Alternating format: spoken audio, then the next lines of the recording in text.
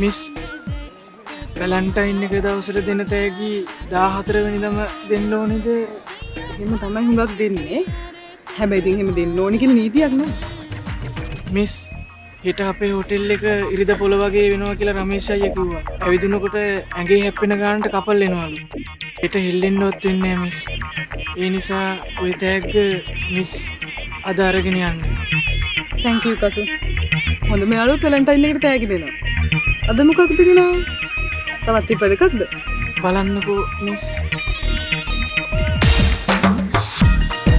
ඒ මට සුදුම මිසුත් සුදුයි මගේ හිතත් සුදුයි. මේකට ගැලපෙන්නේ සුදු මල් තමයි මිස්.